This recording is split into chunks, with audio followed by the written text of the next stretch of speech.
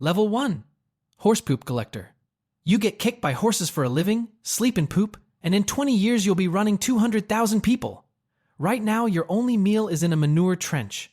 You're 19, paid in rice. This morning, a samurai named Makasu kicked your bowl into the dung. Rice costs more than you do. You eat it anyway because you're poor and poor doesn't get a second bowl. That night, bandits hit the stable. You grab a shovel. First one you catch across the jaw. Second one opens your arm with a blade. You're bleeding, outmatched, swinging at anything that moves. You don't win. You hold for 90 seconds long enough for the garrison to wake. Samurai arrive, bandits scatter, and you're on the floor bleeding with a shovel you won't let go of. An old man watched from the grain storage. He wasn't watching your technique. He was watching something else, and what he saw is why the samurai who kicked your rice into the manure will one day sit across from you, starving, begging you to fill that bowl. Level 2. Ashigaru. Tessie, the old man from the grain storage, puts you in the back row of the domain spear corps not for your talent, but for your ability to absorb a hit meant for someone more expensive. You're handed a yari, a 6-foot bamboo spear you can barely lift, straw armor that smells like the last 3 men who wore it, and didn't survive long enough to return it, and a position behind soldiers who've drilled since childhood. Your tactical value. If someone has to die first, it should be the person who cost the least to train. You've been promoted from cleaning up after war horses to standing in front of them during a charge. Spear drills. 30 men moving as a wall, thrusting at the same angle, the same heartbeat. You're terrible. Shovel muscle memory plants your weight wrong, makes your thrust arrive a half beat late.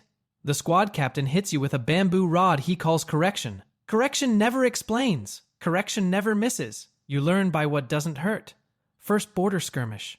A neighboring domain pushes scouts across the river. Your unit deploys at dawn. Second row.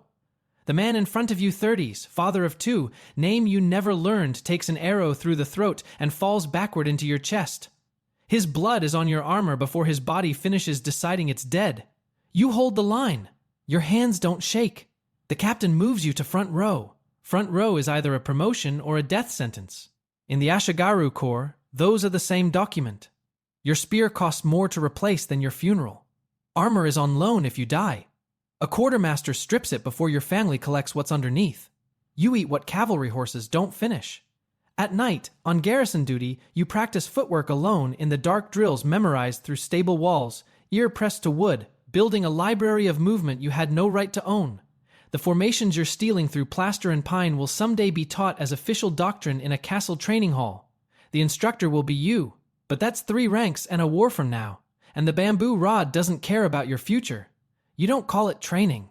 You call it the thing you do instead of thinking about the sound an arrow makes when it stops inside a man's throat. The rice bowl rides in your kit. Cracked. You eat from communal pots now. You don't use it. You don't throw it away. Formal inspection. Tessie walks the line. Stops at you. Studies your grip, your stance. The way you hold weight through the hips, not train balance, but balance. He turns to the captain. This one test for Okachi next season. Give him a sword and see if he kills himself or someone useful. He doesn't say which outcome he prefers. The door he just opened doesn't show you what's on the other side. Level 3. Okachi. You pass the sword test the way a drowning man reaches shore alive, gasping, aware it almost went the other way. Sword forms passable. Mounted approach. You fall off the horse twice. Written exam in military protocol, answered by repeating things you overheard through stable walls for 3 years. The examiner asks where you studied. The stable. He marks it as humor. You receive your first real sword, armor that fits like it was made for a different body it was. A border samurai who caught a spear through the ribs last autumn and the rank of Okachi. Foot samurai. The word samurai now technically applies to you. The word foot ensures nobody forgets the asterisk. 2 decades from now, the asterisk disappears and 200,000 koku 1 koku feeds, 1 man for a year answered to the man who used to fall off horses during mounted exams. That fact hasn't been invented yet. Right now, you're trying to learn how to walk. Every born samurai walks from the hips, center of gravity low, as if the ground owes them something. You walk from the shoulders, stable hand posture. The etiquette instructor corrects you 14 times in 1 session. You carry yourself like you're about to be hit. You don't say, I was. Escort duty. Bandits hit a merchant caravan at a river crossing. You drop 2 attackers using something nobody taught you. You read their shoulders. Same twitch. Same half second.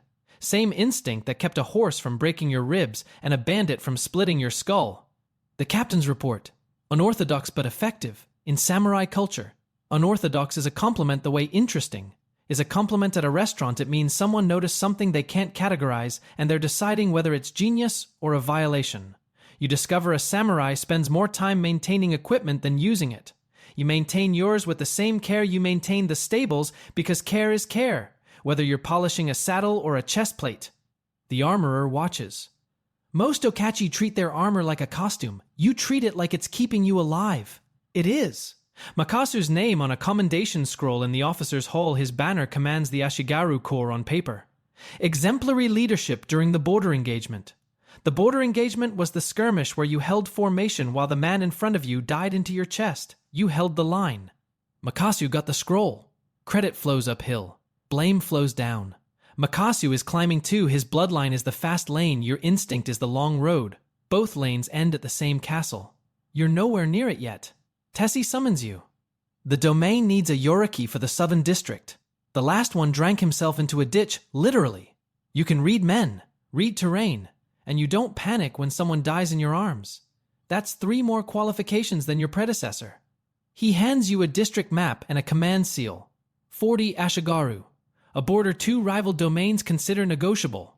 And a question nobody is asking yet: what happens when those 40 men find out their new commander learned swordwork through a wall? Level 4. Yoriki. Southern District. 40 Ashigaru under your command, most older than you, all aware your career began shoveling horse dung for men who never learned your name.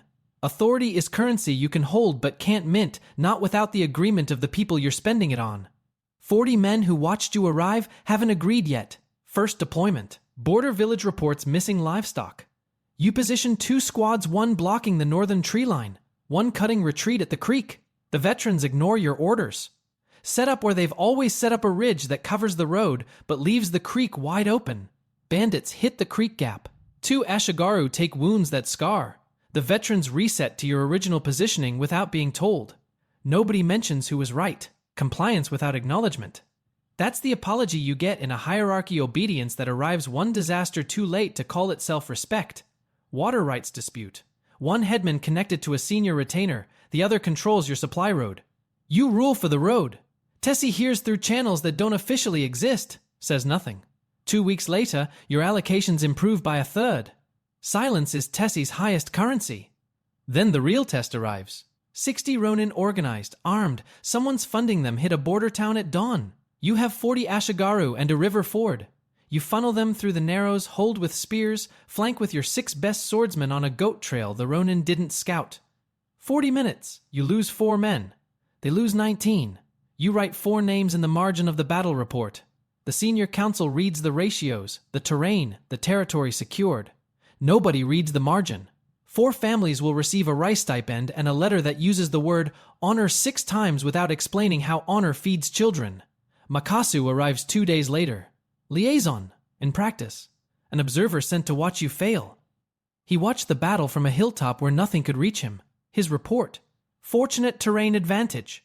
Your dead men's names don't appear. Yours appears once, misspelled. Not hostility, something more efficient erasure. Promotion to Haishi. House Samurai. Clan retainer. You're entering the family structure now, the one where bloodline is currency and yours is counterfeit. The stable is 6 years behind you. The armor still fits like it belongs to a dead man. It does. The rice bowl sits at the bottom of your kit wrapped in cloth. A young Ashigaru asks why a yoriki keeps a cracked wooden bowl. It reminds me what meals cost. He nods like he understands.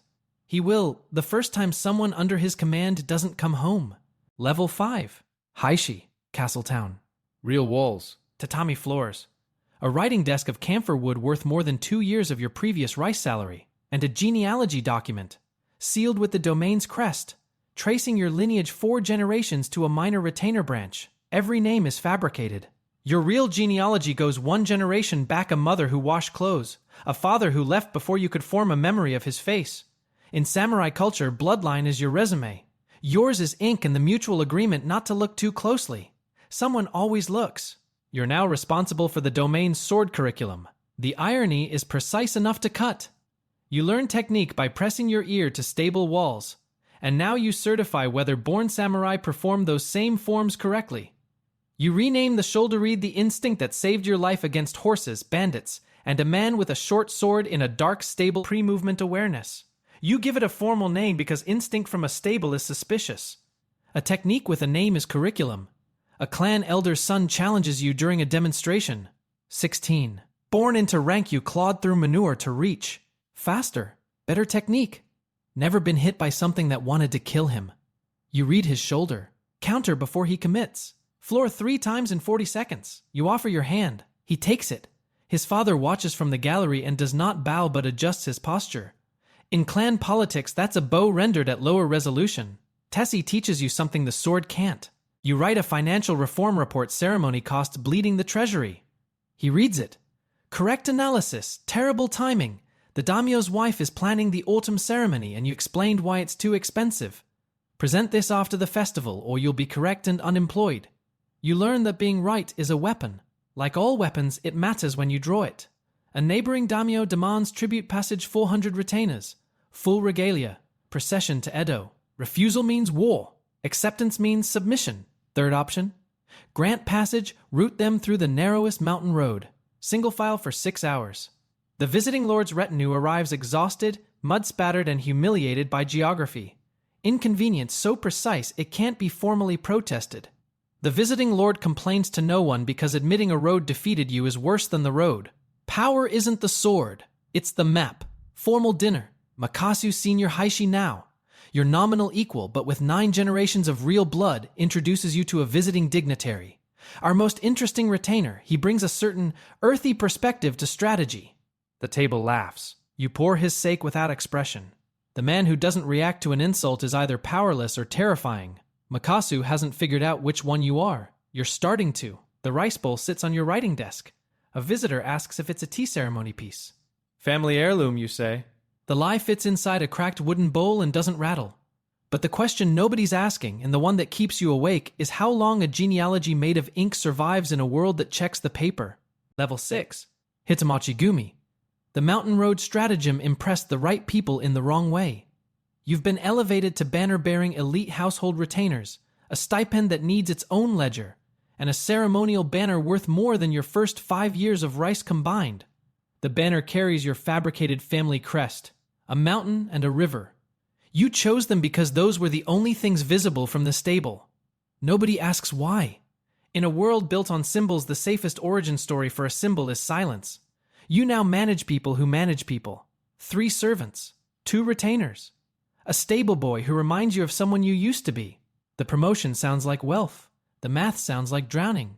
Your stipend covers expenses if you skip every ceremony, host nobody, and maintain 0 appearances. Since your entire position is ceremonies and appearances, you're underwater before month 1 ends. You cut meals from 3 to 2 and tell retainers it's a disciplined practice. They believe you because they want to. The stable boy 14, sharp, terrified of everything that outranks him, which is everything breaks a ceremonial saddle worth more than his family earns in a year. Domain protocol. 30 lashes or dismissal. You fix it yourself at night using leather techniques from the horse stable. Same hands that mended bridles at 19 mend a saddle at 27. The boy never knows. Your head retainer does. Next morning he stops saying, "Sir," in the tone that means, "I suppose." Loyalty isn't purchased with stipends. It's purchased with the things people see you do when you think nobody's watching. Someone is always watching. Regional council. You sit with men whose grandfathers built this table. Your grandfather sat on the floor. You say nothing for 3 hours. When you speak 90 seconds, you propose a garrison rotation that cuts winter supply costs by 40% without reducing border strength. The room goes quiet, not because you're wrong. Because the man who came from nowhere proposing the sharpest strategy at the table is a threat that genealogy can't address. In rooms you'll never enter, men are starting to use a word about you that nobody uses about retainers with fabricated bloodlines. The word is indispensable. It sounds like a compliment. It isn't. Indispensable means they can't let you leave. The daimyo now watches 2 men. One with 9 generations of blood, one with 9 years of results. Only one of them will sit in his chair. Tessie stopped appearing at council 6 months ago. You didn't ask why. Men like him don't explain exits. The daimyo hands you the investigation. A senior retainer skimming domain rice tax revenue vanishing into accounts that don't reconcile. He sends you because you have no blood ties to either faction. You investigate. He's guilty. You present the evidence knowing his family has 9 real generations, and yours has 4 fictional ones. Stripped of rank, his son swears publicly to see you removed. The cost of being the domain's cleanest hands. They send you where the dirt is. The dirt remembers who found it. Through intermediaries, a message from Makasu. The disgraced retainer was his uncle. The stable boy should remember where he eats. You remember. You still have the bowl. Level 7. Haka. Inner circle. The investigation made you 2 things. Trusted by the Daimyo, hated by half the clan. Both are qualifications for the inner circle where decisions happen in rooms that don't appear on maps, and influence is measured in favors nobody writes down. Your job. Manage alliances while men who believe their blood entitled them to define the domain's future watch you like a fire they haven't decided whether to feed or smother. First assignment. Marriage alliance the daimyo's niece to a neighboring domain's heir. The bride doesn't want to go. The groom is known for cruelty. The alliance prevents a border war that kills hundreds of Ashigaru, the same rank of men you once stood beside, the same rank that eats what horses don't finish. You negotiate the terms. You trade 1 woman's life for 200 men's. The math is correct. The math is the problem. You meet the bride once. She doesn't cry. That's worse. Makasu strikes with paper, not steel. He funds a records examiner to investigate your genealogy. The examiner finds inconsistencies, dates that don't align, a generation gap requiring a man to father a son at age 11. You find the examiner first. Over tea, always tea, because violence is crude and tea is administrative. You explain that the daimyo personally authorized your lineage. Questioning it is questioning the daimyo's judgment. Report filed. No irregularities. He doesn't mention the tea. You don't mention the 3 corrected documents you placed in the archive the night before his visit. The best defense against someone investigating your past is making sure your past is already where they'll look, saying what it needs to say. Makasu escalates. Formal audience. Full council. This domain is governed by a man whose family crest was chosen from a stable window. The room holds its breath. The daimyo lets silence stretch 5 seconds, an eternity where posture is policy.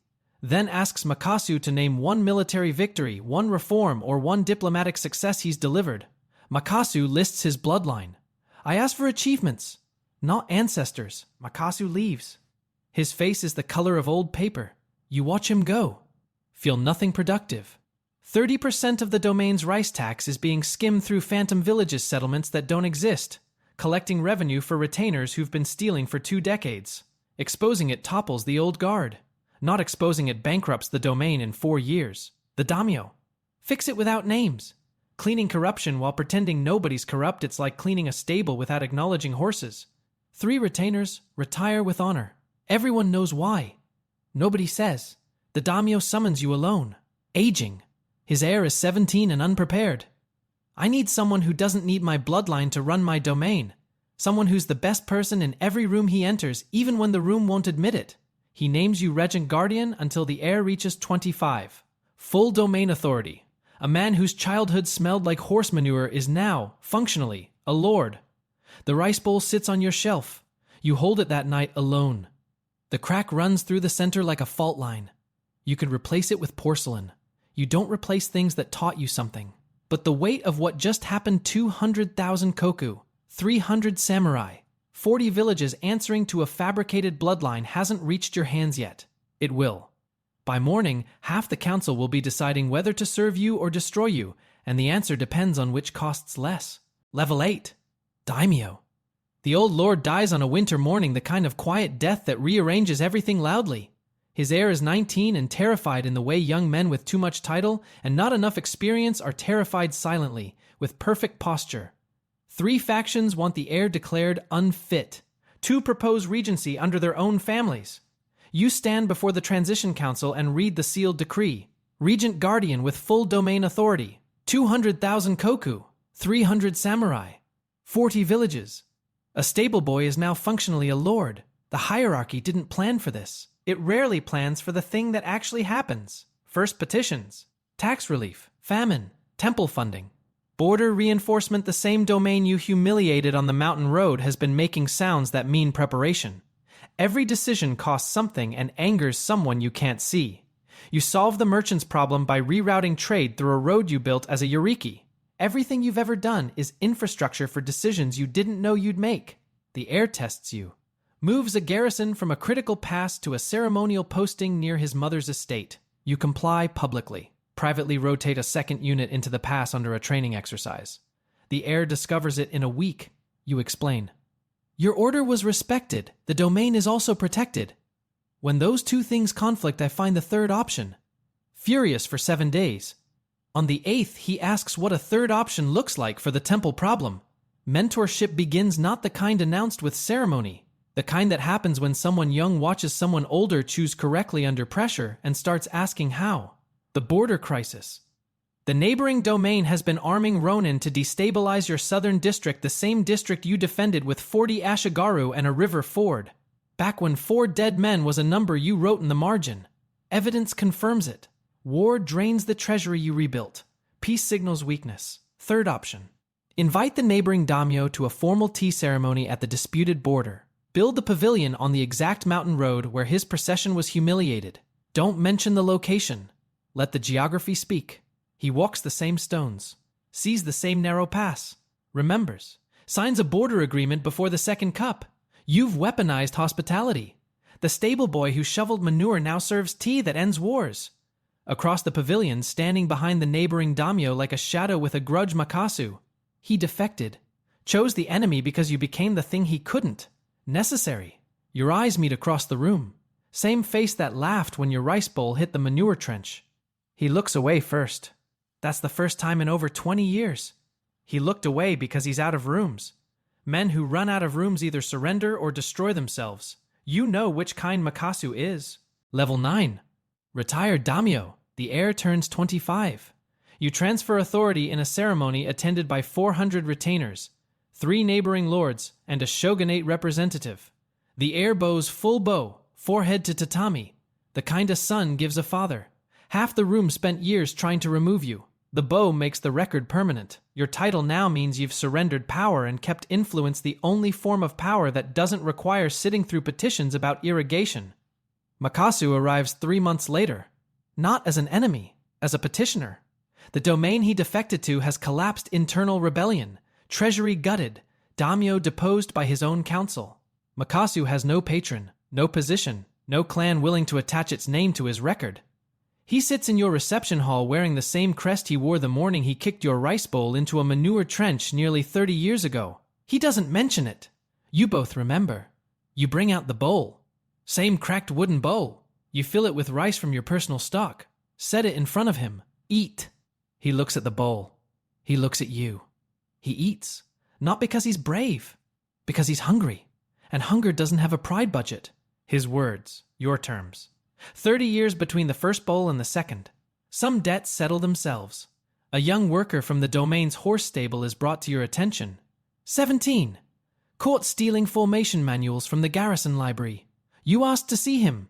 He stands in your hall the way you once stood in front of Tessie, shoulders forward. Stable hand posture. Eyes reading the room before his mouth decides what to say. The shoulder read. You recognize it the way you recognize a language you invented that someone else just spoke back to you. You give him a practice sword. Back row, don't speak, don't die.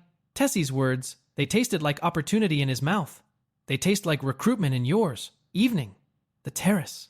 Mountains and a river, the ones on your crest. The ones visible from the stable where everything started. The rice bowl sits empty where Makasu left it. Somewhere in the domain, a boy with steady hands is practicing footwork he learned by listening through walls, wondering if this is all there is. Somewhere in the corridor, an old retainer is writing a note about the boy's potential, deciding whether to deliver it. The shoulder reed is the hook. The shoulder reed is the trap. And the practice sword is already waiting.